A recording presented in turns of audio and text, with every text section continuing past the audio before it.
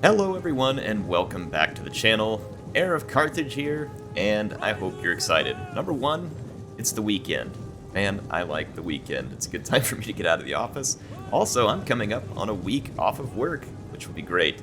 We'll be doing a little bit of traveling during the week since it is a holiday, but I will make sure to get you all some videos stacked up. You'll see probably no live streams during that time, maybe so though, so keep an eye out. But I'm probably going to focus my time on getting some videos recorded just so you all can have something to watch during the week of what will be Thanksgiving for me. But obviously a lot of you that won't be a thing, so I want to make sure and keep you some content coming. You might be thinking, Air, what? There's only 2 factions on the battlefield here. This isn't sub-commanders. It is not. It is not, folks. This is a nice meta matchup here of Carthage and more so like a meta Ardiaei. Now, Ardiaei did get some very nice touches added to them in the Unconquered Sun mod that we've been seeing in sub-commanders, but this isn't that mod. So, what is probably a good way to play Ardiaei outside of that? Well, I think that this army is a good example of how to make a very tough Ardiaei army. It's going to consist at a base of Illyrian Noble Hoplites, which again, are out of the mod. These guys have an excellent spear. It's got the 8 AP damage. It's the Elite Hoplite Spear. There's a big stack of them across there, I think 4 or 5. They are supported by 4 Celtic warriors. There's some units of Illyrian Marines. Now, I believe Illyrian Marines have better accuracy, if I remember right, with their javelins, so it makes them a bit of a unique unit. They're not particularly great in a melee, but their javelins are quite deadly. And then there's some mercenary Tarentine cavalry that's going to give some just a little bit of cavalry mobility. So the Ardiaei are having to stack up and go heavy on infantry. Carthage also has a good bit of heavy infantry, Samnite warriors, and there's a noble fighter in here as well. Noble fighters don't have a ton of armor, but they make up for it in terms of attack. But it does make them a little riskier. So you had Illyrian Marine trying to discharge some of his javelins, but a nice job by Carthage here fixing it with the Samnites. So we're going to get a melee engagement earlier over here on the left flank of Carthage. Meanwhile, the Ardiaei are really giving Carthage fits with this Tarentine cavalry. There's a little bit of mercenary Numidians, but holding off 3 Tarentines is difficult. The Tarentines would be better in melee. They have better mass.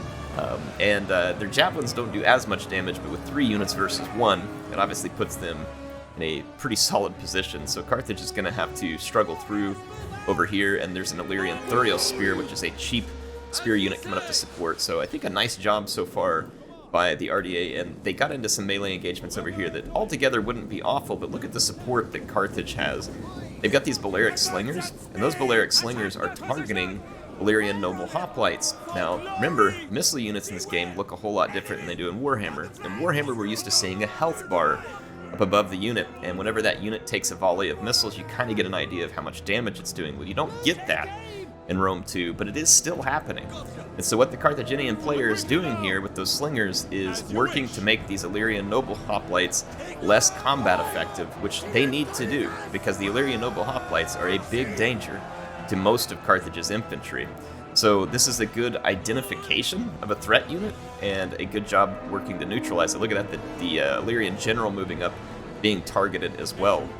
And then look at the engagement out here the noble fighters get. They cleaned up a light unit on the flank, but then they get a good engagement into some Illyrian noble hoplites, which have been pre-weakened and pre-disrupted by Carthaginian cavalry and the slingers. And this allows those mercenary noble fighters the best possible engagement. So they're going to get in there and have a chance to do really well. There's some mercenary Scutari that was brought in as a bit of a lighter infantry for Carthage.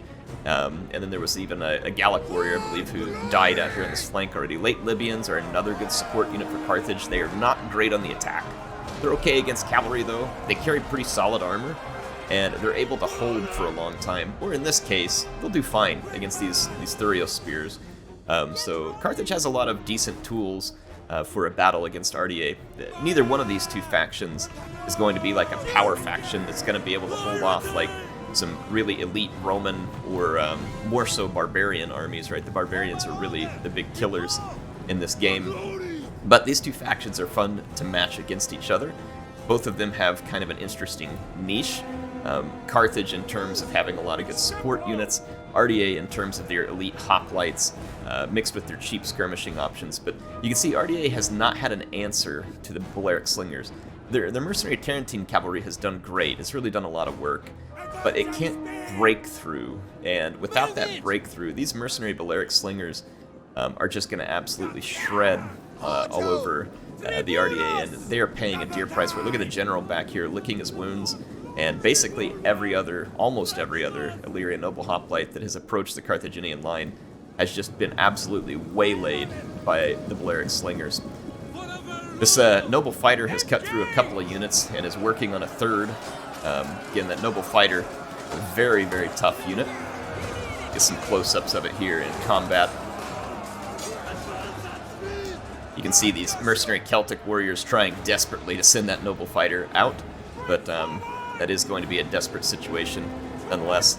I like mercenary Scutari. They're only a medium melee infantry unit, but they do have some fun stats. They can be a decent unit in the right situation for Carthage. This one has gotten a lot of kills because I think it's been taking on lighter units, and that is an excellent role for it because its attack is pretty high. It doesn't have a lot of survivability against heavy units, but the mercenary Scutari is definitely a good cleanup on lighter units. Here it comes, just being used to distract and stop a mercenary noble hoplite. And this is where the Ardiaei are going to struggle here. They weren't able to get a mobility advantage over Carthage. Without that mobility advantage, they suffered at the hands of the slingers. Also, Carthage had these Libyan peltas in the back. I like this pick. They have 65 armor. That's quite a bit of armor. They can withstand a little bit of a melee. They're not great. Again, it's not like some of the units in the mod where they're actually good in a secondary melee. But if these units are held till the end, see like they're doing here, they can do really tremendous damage to key units late. And then that armor makes them more survivable in a late game effort, especially if they haven't had to take much damage. They can also be good at warding off skirmish cavalry, like the Tarentines. So a couple of very flexible units here, I think, in many regards. So I think it ended up being a good pick for Carthage. And you can see that because those Balearic slingers did their work, this melee is souring between the Carthaginians and the Ardiaei for the Ardiaei. They're not going to be able to finish it off. So despite that elite hoplite spear, a really tremendous threat with the 8 AP damage that it does, Carthage was able to get the advantage in those early engagements and did enough on its right flank to hold back the Ardiaei onslaught that was led by those mercenary Tarentine cavalry, and then kept its skirmishers safe, which was the most important thing here for Carthage. Big investment in those 3 Balearic slingers, and they had to be kept safe, and they were. And you're going to look at the kills on them, and you're going to think, well, those Balearic slingers don't have that many kills. It's because they were shooting into well-shielded and well-armored units. So the Balearic slingers won't rack up a ton of kills here, but their value is indisputable because it did so much damage early to those Illyrian noble hoplites, which were a tremendous threat to Carthage. And had Carthage not weakened those Illyrian noble hoplites, they likely would have broken through the Carthaginian lines, especially since they were supported by that Celtic infantry as well. So, in my opinion, this ends up being a good victory for Carthage in the sense that the Ardiaei army definitely had advantages over Carthage, in my opinion, in the melee department. They also had an interesting advantage with those Tarentine cavalry early, where Carthage couldn't really push them back, but had to respect it. However, Carthage, I think, had good units here, was able to use the units the way that they needed to. I think this was good play by the Ardiaei player as well, because there was definitely some disadvantages that the Ardiaei had to overcome, one of which was a ranged disadvantage. And in this case, they were not able to overcome that range advantage. So the Ardiaei definitely had an uphill battle in that regard, and overall, I think they did pretty well, given the circumstances. It can be tough, but it was a cool way. I think it was a cool video in the sense that you got to see the Ardiaei put together in a deadly army. And there's other versions of Ardiaei armies that can be deadly as well. But those Illyrian noble hoplites, definitely a major threat. But again, Carthage neutralized them with that range advantage. So it's going to underplay the value of the mercenary Balearic slingers here. These units were incredibly valuable. They did a very important role here for Carthage, but let's call out a couple other interesting ones here too. Look how good those mercenary Scutari were in a support role for Carthage, able to get a lot of cleanup kills on the lighter units, like Illyrian Thurius spears, like Illyrian Marines, like these Celtic warriors. So the mercenary Scutari, not great in a mainline fight, but certainly good when it comes to like the lower tier skirmish. And remember that Rome 2 often plays out that way, where you have light units and skirmish units who are going in early and then the heavier units late. There's a little bit of phasing to a Rome 2 battle, and so units like the Scutari, when used properly, can be effective. Now, that's not to underplay some of the units the Ardiaei have. The Illyrian Thurio Spears are quite handy against cavalry. The Illyrian Marines are also quite handy against cavalry. They definitely have some good support units. But the lack of range here really hurt the Ardiaei, and really some of their only options there is to stack up a lot of slave slingers and try and trade some shots early with the mercenary Balearic slingers. So it would mean that they had to trade their units a little bit around. But in this case, they went for an infantry-heavy approach. And honestly, with these 4 Celtic warriors backing up 5 noble fighters, that is a pretty significant melee threat. Absolutely, especially for Carthage. But they were able to fend it off. So good game to Sol Invictus, and an excellent job for I Will Win. Liked seeing this one. A little bit of classic Rome 2 action. Hope you all enjoyed it as well.